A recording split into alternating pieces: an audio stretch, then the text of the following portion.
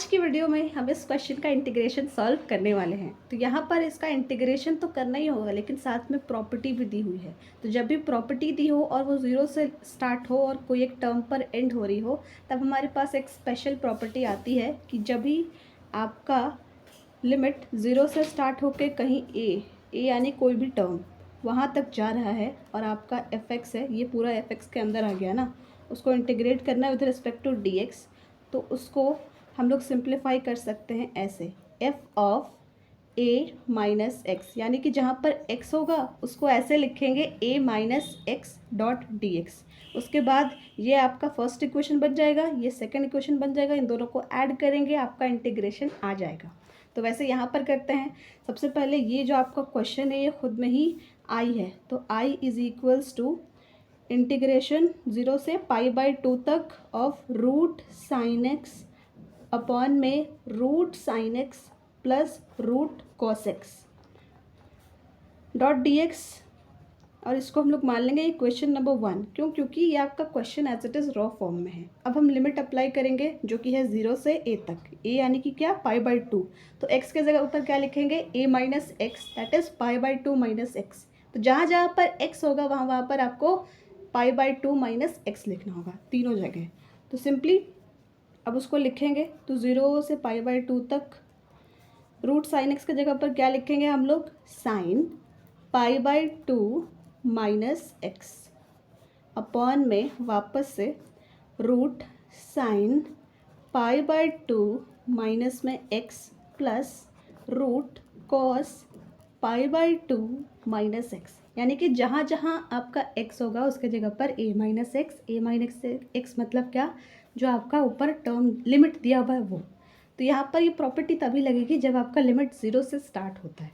अब उसके बाद हमें ये पता है कि साइन 90 माइनस एक्स यानी 90 माइनस थीटा क्या होता है, कॉस थीटा। तो यहाँ पर 90 माइनस एक्स है तो ये कॉस एक्स में कन्वर्ट हो जाएगा। ये भी आपका एक ट्रिगो का फॉर्मूला है। तो रूट कॉस एक्स आप यहाँ पर साइड में लिखोगे वहाँ पर कि sine 90 minus theta is equals to cos theta, और cos 90 minus theta is equals to sine theta. ये आइडेंटिटी हमने 10th में पढ़ी थी, यस, कॉम्प्लीमेंट्री एंगल्स की। अब उसके बाद सेम साइन आपका 90 माइनस एक्स है तो यहाँ पर भी क्या हो जाएगा, रूट कॉस एक्स, फिर प्लस में कॉस 90 माइनस एक्स क्या होता है आपका, साइन एक्स। हमने ये सारी यहाँ पर लिख दी है आइडेंटिटी। अब ये आपका I2 हो जाएगा, या I ही लिखें इसको क्योंकि हमें ऐड करना है ना, सॉरी। तो ये I ही है लेकिन यहाँ पर इसकी वैल्यू डिफरेंट आई है। जो पहले क्वेश्चन हमारा रॉ फॉर्म में था उसको हमने इक्वेशन 1 माना, उसके बाद लिमिट पुट करने के बाद प्रॉपर्टी लगाने के बाद हमारे पास कुछ एक डिफरेंट टर्म आया है। तो जो डिफरेंट टर्म आया है उसको इक्वेशन 2 मान लेंगे।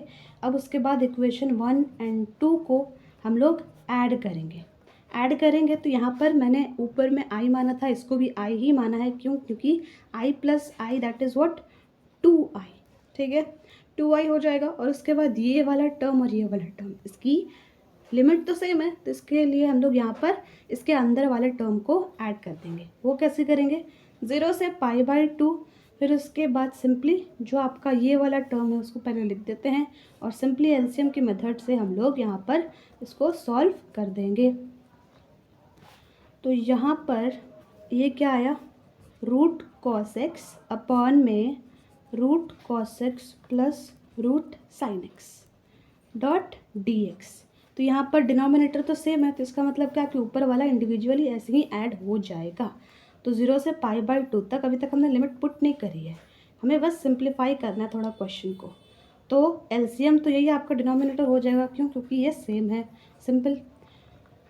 उसके बाद यहाँ से हम लोग इसको करेंगे तो ऊपर में root sine x plus root cos x dot d x. अब ये टर्म सेम नहीं है, जो टर्म ऊपर है आपका वही टर्म नीचे है, तो ये कैंसिल आउट होकर क्या आ जाएगा, 1। तो 2i इज इक्वल्स टू 0 से π/2 1 डॉट डी एक्स, ओके। अब उसके बाद यहाँ पर 1 डॉट डी एक्स है तो 1 कांस्टेंट है तो उसको हम लोग बाहर ले लेंगे। 0 से π/2 तक आपको dx का इंटीग्रेशन करना होगा। ये नहीं सोचना होगा dx का इंटीग्रेशन तो 1 होता है, नहीं, dx का सिर्फ इंटीग्रेशन आपका x होता है, ये हमने जाना है पिछले वीडियोस में। उसके बाद यहाँ पर dx का इंटीग्रेशन क्या आ जाएगा x, और बाहर कांस्टेंट में क्या है 1, तो 1 into x that is x।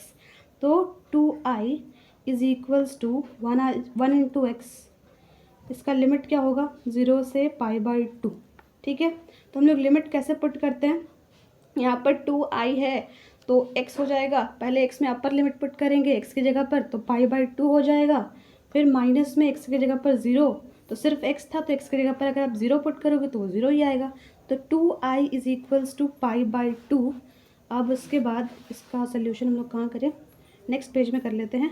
That 2i is equals to i/2, i/2 minus 0, π/2 sorry, π/2 है तो π/2 माइनस 0 क्या होता है आपका π/2 ही होता है। तो 2i इज इक्वल्स टू π/2। तो अब ये 2 यहाँ मल्टीप्लाई हो जाएगा तो i इज इक्वल्स टू π/4, और यही आपका इस क्वेश्चन का आंसर हो जाएगा।